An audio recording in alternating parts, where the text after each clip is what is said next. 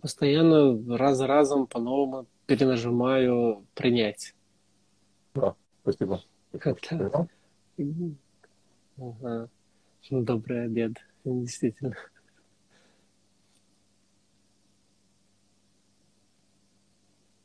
Да, у кого-то же уже обед, действительно, это не у всех обед.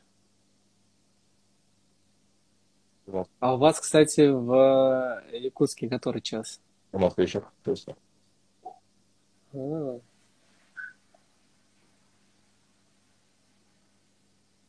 А, так, Раиса, ты добавляет, нет? ее нет пока.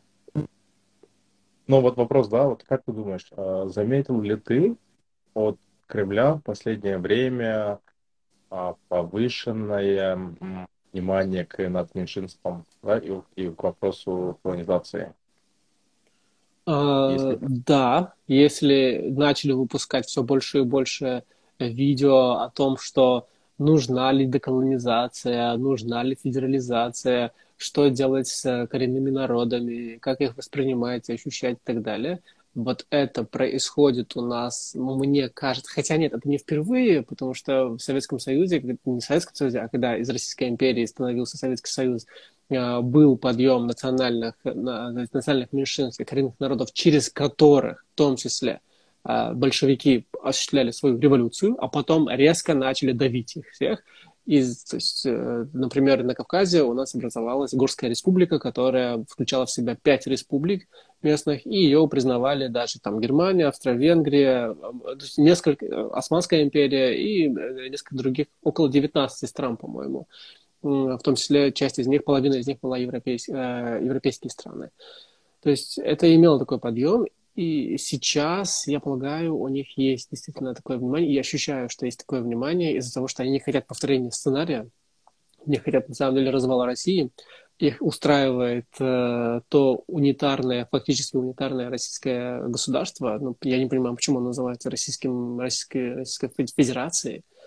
Вот. И, например, этот же ролик, который выпустил Собчак. Собчак, ей вообще это зачем надо было? И она там вроде бы как она является и позиционирует себя оппозиционеркой, но описывает она, рассказала она чисто кремлевскую позицию. При этом в ее ролике о национальных меньшинствах нет ни одного представителя из национальных меньшинств. Просто ни одного историка из национальных меньшинств, ни одного действительно историка, который занимается колониальной историей России. То есть вообще никого. Есть один, единственно, первый, который из них был, он еще книги издает, Эткин, по-моему, он действительно хорош, но он культуролог и этнолог, он не про колонизацию России, он не про военную историю России, о том, то есть это из другой, он тоже историк, но он из другой среды. А те двое, которые были, это вообще, это реально были какие-то ноунеймы, которые рассказывали о том, что Российская империя не имела колоний, потому что у них не было даже вот министерства по колониальным делам. Ну что за бред? Я просто послушал всю эту дичь, каждый раз останавливался. Особенно было интересно послушать мнение о том, что Россия никогда не совершала геноцида коренных народов. Вот это, исчезнувшие народы, вот как будто нет. А народы, которые заведены в Красную книгу, тоже как-то мимо прошло.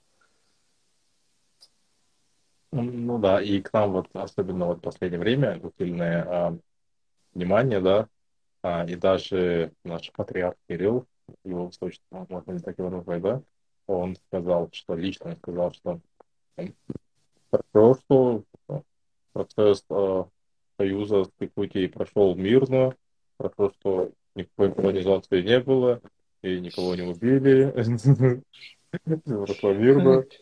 Не только там убивали людей, но еще добрались до Аляски, и там еще убивали людей. Просто очень жестко. Но там просто люди очень неплохо сопротивлялись. Хотя, кстати, все народы сопротивлялись, вообще все, абсолютно. Я не знаю ни одного народа, ни одну национальность, которая как-то добровольно вошла в той Российской империи или Российской Федерации, которую мы сегодня знаем, которая не имеет истории противоборства с Россией. Просто, ну, может быть, такие есть, но вот основные, о которых мы говорим постоянно, они все прям воевали за свою независимость в разные периоды своего существования. Да, в последнее время там, мы можем слышать только о Чечне, но это повод задуматься, это повод обратить на это внимание, посмотреть, то есть надо ли нам, остальными я имею в виду, в следующий раз, когда это будет происходить, не поддерживать Кремль в этом, либо не оставаться в стороне, потому что это нас не касается, потому что мы далеко, а вместе как-то бороться и не обязательно воевать за это теперь уже. Можно спокойно использовать и международные институты, так как в декларациях и дополнительных протоколах ООН о коренных народах, о правах национальных меньшинств прямо указано, что есть право на самоопределение. Мы про это забываем. У нас это международное право. Ну, вот видишь, политика Кремля была в последнее время, да, как она работает. Ну, даже не в последнее время, вы сказал, да, но последние 400 лет, ну, точно не помню, вот как в вашей истории, сколько лет вы взаимодействовали с Россией, да, в том или либо ином проявлении, и касательно, да, разных. Но вот наша республика 390 лет, да, в составе России, Российской империи, СССР и теперь вот Российской Федерации, да. А 390 лет прошло, и вот в истории завоевания, да, можете посмотреть там по годам, то, что как только Москва завоевала Казанское ханство, да, они всю эту Сибирь дальше захватили там, ну, за пару десятков лет. Всю Сибирь, Дальний Восток, и уже дошли до океана. Да, то есть они, опыт был хороший, люди готовы были, они все это прошли, да, вот ну, быстро, быстро, быстро. А, непопулярное мнение, да, вот вопрос к тебе, как ты думаешь? Недавно разговаривал с своим другом, и он сказал, да, что вот было иго, да, монгольская иго, и что такое иго было, да? Это какие-то были люди, которые а, контролировали, держали власть, и они давали а, ярлык, да, на сбор а, ясака, да, сбор налогов давали, и они давали вот местным князьям, да. И то есть, когда это все происходило, то это было централизовано и более-менее цивильно, да. И как только Москва как это, освободилась, Освободилась? освободилась от иго, да, она начала просто, ну, беспределить, да. Она обложила людей непомерными налогами, это раз, а во-вторых, она закрепостила, да, крестьян. Да, Вот, вот этот и, момент. и я по этому поводу писал текст, это еще когда я даже в России был, что Россия это настолько уникальное государство, у них Александр Невский святой, хотя он убивал, душил и вырезал тех русских, которые там выступали за независимость от Золотой Орды. То есть удивительно. При этом Россия это вроде как единственное государство, где рабами вот внутри своей страны были свои же сограждане, то есть свои русские. Вот это вот ни в одном из, там, скажем, как это называется, в Римской империи римляне, граждане римляне не были рабами. В исламском халифате мусульмане не были рабами. В Османской империи то же самое. То есть, что бы ты ни брал, там всегда рабами у тех или иных народов были те, кого там завоевали и поработили. А вот Россия, это просто удивительно. Я просто не понимаю. Иногда я прихожу к тому, что почему все так алогично, потому что и история сама по себе алогична. Только тут есть эти нонсенсы, которых ты потом удивляешься. А как это стало вообще так возможно? Как человек, который убивал и вырезал вас, через там, какое-то время может стать вашим героем, святым героем, к лику святых его причисляют. А потом история рабства, это просто, я не знаю, я не знаю, как это вообще понимать, чтобы логически это как-то разложить, и вот, ну нормально, это логично, это последовательно, окей. Вот, но в истории России я просто удивляюсь. И как потом еще этим гордятся? Ну да, спасибо. Вот да, и получается, татаро-монголы, да, они насколько можно держали Россию более-менее цивилизованной, да, и как только они освободились, беспредел, то есть начали нарушаться права людей, да, ну, как это можно было назвать. Например, в Якутии у нас рабства никогда не было, да? То есть человек Мгм. мог стать, максимально опуститься на социальный, там, ну, не социальный, и пойти податься на работу за пропитание, да, за, за укроп и за еду. За еду, знаешь, как получается. Но в любой момент он мог встать и уйти. Он не Мгм. был рабом, он не был пленником, не был заложником, да, то есть у него всегда была возможность встать и уйти. И как только, ну, вот, ну, я, на самом деле, да, не помню вот историю рабства, но в России история рабства, конечно, долгое время занимает, и как только они, в Венеции же, да, был большой рынок рабов, и туда всех славян очень долгое время скидывали, и как только им закрыли этот рынок рабов, то империя начала распространяться на восток, начала искать выходы на пушнину и смотреть там, ну, куда они дальше могли выйти. Ну да, и с тех пор, 390 лет, эта история продолжается, и вот мы достигли этого момента. Видишь ли ты сейчас слабость империи? Российской? Москвы империи, Да, да. да, да, да. И если вот тоже был вопрос, какую роль я вижу Украины в этой деколонизации. Я считаю, что сейчас Украина вообще находится и в базе, и на острие, и просто везде. И, но надо это не то, чтобы там пользоваться и использовать, а нужно эм, как-то принимать участие в этом. Украина сегодня реально занимается деколонизацией России, деимпериализацией России, демилитаризацией России и денацификацией России. И Украине это удается. То есть с этими целями, с которыми Россия вторгалась в Украину, Украина делает с Россией. То есть вот это тоже еще очень одно, что является удивительной вещью. Просто чем даже если кто-то заметил, вся мода, которая сейчас задается Украиной, она выходит на какой-то, не то чтобы на новый уровень, а вот она как будто тащит, в том числе и эти идейные темы. И да, сегодня Россия реально сама себя разоружает, сама себя, то есть она беднеет, деньги из России уходят, люди с мозгами из России уходят, недвижимость, то есть с этим тоже проблемы, потому что огромное количество неосвоенной земли, почему-то полезли опять какую-то новую землю завоевывать, ну это вообще большой бред. И да, сегодня... Но нужно еще немного времени для того, чтобы что-то получилось, я имею в виду в части деколонизации. Сейчас пока все еще достаточно сил у России для того, чтобы держать все колонии у себя там под брюхом. А, Она действительно будет слабой, когда будет объявлено поражение России в этой войне. Вот тогда да. А пока нужно готовиться. Да, и к тому моменту Россия будет вынуждена идти на переговоры с цивилизованным Западом на условиях проигравшей стороны и готова будет идти. Блин, ну тут опасно то, что в Москве всегда останется, вот пока Кремль стоит, мне кажется, там всегда будет идея вот захвата всего мира. Поэтому нужно, как в Германии было, там же реально была денацификация. Ну, то есть денацификация имеется в виду что? Искоренение нацистских взглядов, нацистских идей и, вот, и всего этого. И там как?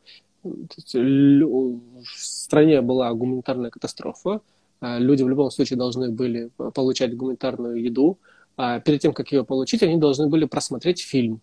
То есть до этого ты проходишь образовательную часть.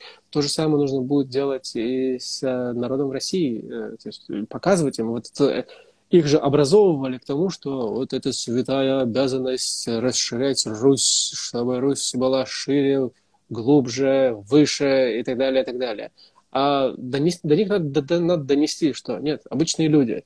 Хотите развиваться, развивайтесь. Не хотите, не мешайте другим. Себе мешайте внутри у себя, а другим не мешайте. И если какие-то национальные республики не хотят с вами быть, потому что вы токсичны, не надо их пытаться держать у себя, тем более присоединять их бомбами. Да, спасибо. Спасибо. Когда ты начал говорить то, что Русь должна расширяться, я готов был встать и пойти за тобой и расширять. Вот это как влияет, понимаешь? Это как ты подаешь информацию. Это тоже очень сильно влияет. И сейчас, кстати, с этим проблема у России. То есть пропаганда России, она действует реально на людей, у которых просто нет мозга. То есть, действительно, просто они не прошли образование.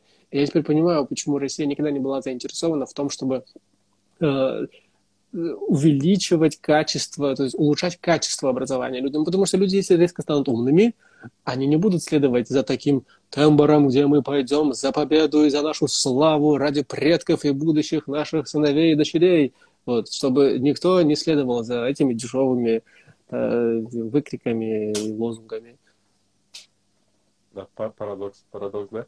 Ну вот как раз это показательно с Ксюшей Собчак, то, что к вопросу деколонизации не стали отправлять, ну, уже, наверное, уже понадправляли всяких этих Соловьевых и так далее, да, и вот отправили уже через тяжелую артиллерию, а именно человек, который долгое время выдавался за оппозиционера-либерала, да, и они вот сейчас, получается, ее вскрыли, сказали, что давай, короче, последняя наша надежда, после тебя уже никого нет, ну, кто там поздно, что ли, начнет рассказывать про это. А, Да, я быстро отвечу, потому что спросили насчет Тумсо. Тумсо жив. Я не знаю, я сразу писал о том, что нет информации о том, что он мертв или что его убили. Возможно, было покушение, но он живой, он находится под защитой, и все нормально, и по всем признакам это было так. да, Извини, я просто увидел да, вопрос, поэтому... рад, да, что Тумсу в порядке, когда у парня духа на целую республику хватит. Да, Конечно, ну, местами резко высказывается, но вот смешно, смешно. А, ясно. так, тебе этот Раиса не добавляется? Нет, у нее, наверное, проблемы с интернетом. Я, кстати, хотел узнать, что делать с эфиром. Вы будете его скачивать или нет? Просто я Да. эфиры не сохраняю. Этот я сохранил, потому что, наверное, он вам понадобится. Если Мгм. вы... Я не знаю, на самом деле, как скачивать даже эфиры. Не знаю, мне Или, кажется, или у тебя тоже сохранился или нет? нет, у меня не было даже такой опции сохранить эфир. Нет. Я у себя на странице сохранил, так что можешь скачать. И этот тоже сохранил. Прости про сплоченность чеченской оппозиции. А есть ли такое понятие, как чеченская оппозиция, да, и насколько она сплоченная? А, Понятие есть, конечно, я по этому поводу тоже писала отдельную статью. Оно, к сожалению, не настолько сплоченное, насколько бы хотелось. В отдельных частях оно имеет свое сплочение, но эти сплочения больше идейные. Ну, то есть они не больше идейные, а они на базе идейности. Сейчас уже хотя бы пришло к тому, что из того, что я наблюдаю, остаются две оппозиционные силы. Это та, которая возглавляется совместно с Джамбулат Сулейманов. Он ветеран воин, историк, филолог, и вместе с ним сын бывшего президента Асана Масхадова, Анзор Масхадов. И вторая часть – это правительство в изгнании Чеченской республики Ичкерия во главе с Ахмедом Закаевым. У него тоже большая, огромная команда. Он давно в этой политической игре.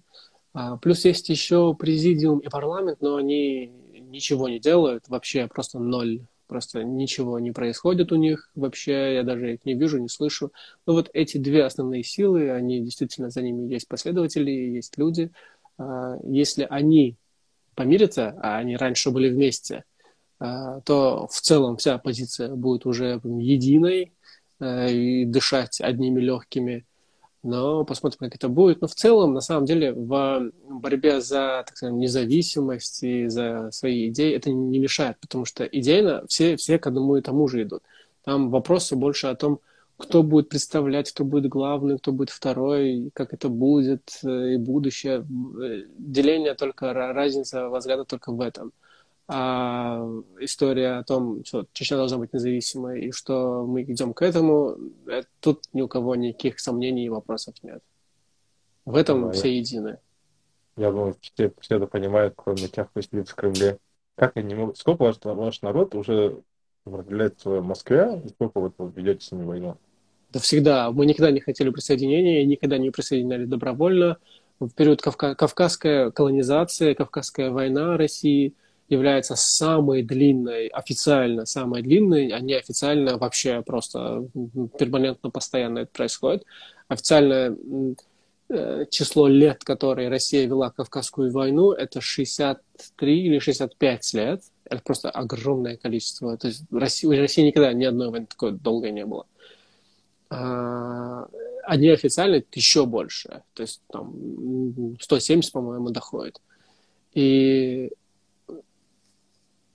период Кавказской войны прекратилась эта война только лишь потому, что чеченцев в целом оставалось только 98 тысяч. Из них 20 тысяч стали переселенцами в Турцию. Вот. И в целом оставалось только, сколько там получается, 78 тысяч. Да, 78 тысяч всего остается. И это мало. Вообще, регулярной армии Российской империи в Чечне было 119 тысяч. Просто. Это вот чеченцы, которых остается примерно 7, то есть 80 тысяч их. Это женщины, дети, старики, мужчины, да, и российская 119-120 тысяч регулярные войска, вооруженные. Вот. Потом депортация, в то же время, даже когда закончилась война, все равно были восстания, там Алибек Хаджи, там Байсан Гурбиноевский, потом, когда происходит, то есть абреки, их очень много было абреков, потом когда Российская империя пала, образовывается горское государство, потом Эмират образовывается, и там Истамбуловы дальше. И прям до начала Второй мировой войны происходит эта борьба за независимость. Она может быть либо поддерживается целиком всем народом, либо народа больше не остается, остаются одни калеки, женщины, старики, дети, и никто не может, нет людей, и все на этом заканчивается. Но после то есть перерыва опять начинается вся история. И последнее – это вот две чеченские войны, которые на самом деле до сих пор продолжаются, так как все еще происходят инциденты.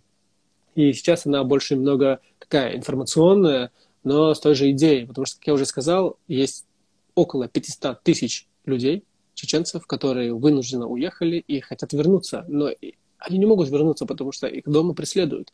Либо им дома не позволят нормально жить. Поэтому я поэтому задаю всегда вопрос любому, так скажем, хорошему русскому, это уже такое мемное понятие.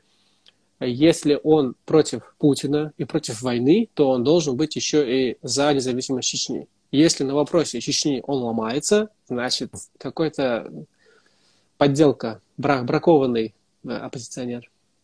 Да, правильно подметил, да, потому что меня всегда убивало, когда я смотрел какое-то видео, ну, вроде бы, ну, тогда еще давно было, да, когда я еще не знал вот понятия хороший русский и не сильно еще разбирался во всех сортах оппозиции, да. И вот когда слышал, и меня так корежило, когда в вопросе Чечни они рассматривали это только как, допустим, ой, так много пацанов положили в Чечню. Ну что? Типа, все пострадавшие с чеченской стороны, мирное население, дети, да, они об этом даже не говорят и даже не рассматривают, мне кажется, у них в голове это, ну, даже не приходит Это в голову. другое. Это другое. Ну, что это такое? Как это вообще возможно? Вы, ребята, как бы, ну, думаете, что негативная часть войны только то, что вы положили кучу молодых ребят? Поэтому Арестович, вот, он хороший вопрос задавал. Для определения хороший оппозиционер, либо плохой оппозиционер, либо либерал, неважно. Есть там 4 вопроса у него было, там, чей Крым, чья Чечня, чья Бурятия, чья Саха и так далее, так далее. Он прям эти вопросы задает, и там Крым, конечно, украинский, а вот остальное это другой вопрос. Вот. Ну да, кстати, хорошая проверка. Буду ее применять теперь. Да, то есть самое главное, что там, в первую очередь задать вопрос. То есть я просто не верю в переобразование России в новое государство, что оно будет экологичным и так далее, потому что из Советского Союза превратилась Российская Федерация, и она прям начала с войны в Чечне, в Грузии и во многих других местах. она прям начала. И это прям как бы демократическое, социальное, правовое государство. И президент у нас, ну не у нас, а у России, у меня-то не был, у меня был Захар Дудаев. А, Ельцин, который либерал-демократ. Прекрасно. Просто какая-то шутка большая, бесконечная. Вот. Я хочу, чтобы народы России, да, национальные меньшинства, все понимали, что все, что вот происходило в Чечне и сейчас происходит в Украине, это такое же то же самое может пройти и с нами, да, и это не происходит только потому, что мы сидим молча, мы кушаем все, что равно, которое нам летит с лопатой, да, вместе кушаем с радостью и будем еще танцевать масловкой, да, в нашем данном случае. Что у нас вот как ситуация в республике, тотальная коррупция, власть распределена между кланами, которые достаточно богатые, да, плюс-минус как у вас, но у нас вот разница основная только то, что у нас, конечно, уровень насилия а, именно вот со стороны власти не такой сильный, конечно, минимальный, да, а так, ну и все-таки чуть-чуть демократичность есть демократия, чуть-чуть зачатки какие-то. Но в целом уровень коррупции у нас, конечно, высокий. Хотя вот недавно начал об этом задумываться, да, коррупция в России. Коррупция в России, я вот недавно начал думать, что это хорошо, да. Вот подумай только, что если бы сейчас Россия была бы сильной и мощной, да, сильным государством, и все танки поехали бы, да, и армия была бы сильной, и солдаты были бы сыты военно. Я думаю, такой России нам тем более не нужно. Ну, нам слабая Россия не нужна, а уж сильная Россия нам тем более не нужна, потому что она захватит весь мир и сделает весь мир Россией. Ну, вот, пожалуйста. Да. И вот это вот я начал осознавать только вот в этом году. Да, и вот если я совсем простой человек, дошел как-то до этой мысли, да, ко мне не ущемляли мои права сильно, да, вот чуть-чуть помимо. Я не проходил там такие тяжелые и обряд инициализации, становления оппозиционером, да, как я вот в истории вообще ничего такого не было. И даже вот до меня начало доходить это, и, скорее всего, в данном случае и до других людей дойдет вот это, должно уже дойти, да? Ну, посмотрим, как и говорится в выражении, э, раб не требует рабства. И чаще всего появляется какая-то группа, которая спасает остальных. Это обычно так работает. Не надо ждать, что вот вещь, какой-то там народ, неважно какой, в том числе даже русский, это не имеет значения по национальности, то вот они резко все осознают, и все в едином порыве пойдут себя освобождать. Нет, вообще нет. Эм, Часто бывает так, что человек привыкает к условиям, так скажем, этого рабства, потому что у него есть место, где пожить, есть крыша, ему дают там, пищу, одевают, обувают, и нормально, и ему хорошо. А вот, но это не значит, что это свобода. Это вообще так не значит. И люди привыкают, они живут, и они соглашаются на это. Поэтому нет, в большинстве своем рабство не требует освобождения. Оно согласно на него. Ну да, согласен. Сейчас вот многие, кто остался в России, они, мне кажется, ну, согласны жить, а все не согласны, уже давно уехали отсюда. Кто сильнее был не согласен, они уехали вот в феврале еще, многие мои друзья уехали. И кто там более-менее был согласен с государством, да, но вот это они вот больше уже думали про свою собственную безопасность и уехали с начала мобилизации. А у меня не было Мгм. такой возможности, поэтому я, конечно, спрятался просто, я много не выходил. И потихонечку вот сижу, вот думаю, что что-то происходит, и что же нам со всем этим делать, как Yes. нам с этим быть. Ам, Окей. ладно, посмотрим, давай вопросы. Если, ребята, есть вопросы, пожалуйста, давайте. Да, правильно. В следующих эфирах лучше читать несколько вопросов из комментариев Вероники Левш. Хороший вопрос был. Да, кстати, в прошлом эфире были вопросы. Я просто не всегда понимала, это вопросы к нам или друг другу, комментирующим. Поэтому вставлял их. Ну и уже о чем-то говорили обычно. Давай сейчас быстренько пройдусь и какие-то Угу. посмотрим вопросы интересные. И давай попробуем на них ответить. Дагестан, настоящий герой, очень интересно. Я очень сомневаюсь в идее остаться в Федерации, потому что, как показывает история, за некоторым послаблением всегда идет ужесточение режима и возвращение к колониальной системе. Так, в России нет историков, которые изучают вопрос колониализма в Российской Федерации. Как хорошо, что ты показываешь истинное лицо чеченцев, умных, образованных, достойных. Я никто про никуда не говорит, да, мое лицо не показывает. Потому что... Как думаете о создании Западной и Восточной России? А вот вопрос. Как думаете о создании Западной и Восточной России, как Корея?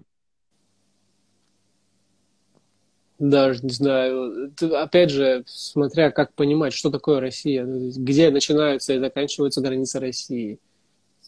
Ну, тогда давайте говорить, что три деления должно быть, если мы... То есть, как бы думать о том, как нужно делить Россию, можно долго и много. Моя задача больше, что меня интересует, это вопрос нацменьшинств и, в частности, вопрос там, моей родины, Чечни. А то, как будет делиться оставшаяся Россия, но люди, которые живут в этих регионах, тоже должны выбрать, как они хотят. Если, например, вне зависимости от того, это национальная республика, либо это там область, либо край, если эти люди хотят, вне зависимости, хотят быть отдельно, то и не хотят объединяться с кем-то, то только на добровольных началах, то, пожалуйста, то есть это должно решаться людьми, которые, ну или хотя бы передовой элитой или там активистами, которые занимаются этим вопросом в этих регионах. А там восточная будет это, или там западная, северная или южная Россия. То есть много направлений есть, и их по многому можно делить. Так что, не знаю, это такой... У меня нет ответа на этот вопрос. Спасибо. Спасибо, да. Как думаете, что станет с Путиным после победы Украины? Самоубийство? Непонятно. Опять же, какой будет победа? Я пока полагаю, что Украина дальше своих границ идти не будет. Для того, чтобы Путин то есть суициднулся, надо дойти до Кремля. До Кремля идти никто, я полагаю, не собирается и не будет, и это не надо на самом деле. Потому что тогда агрессор, то есть жертва станет агрессором, и это будет как-то по-другому. Но, с другой стороны, было бы тоже неплохо, чтобы все в итоге закончилось. Не знаю, я полагаю, что он либо умрет своей смертью, либо его убьют и укажут на то, что он умер своей смертью. Ну, посмотрим. Либо он просто сам уйдет и пропадет. Непонятно. Тоже нет у меня ответа на этот вопрос. Мгм, мгм. Ну, спасибо, спасибо, Бакар. Очень приятно было с И тобой поговорить. А, мне тоже будем видеться. Я это тоже сохраню. Скачаешь, потом напиши мне, пожалуйста, и я бы потом убрал. Я не держу обычно ага, эфиры. а, хорошо, да. Я дам знать, как только скачаю. Угу. Окей, тогда удачи. Да, Хорошего тебе тоже. дня. Ну, или Да, точнее, спокойной ночи у тебя. тебе хорошо. Да. Да, Ладно, пока. спасибо, пока.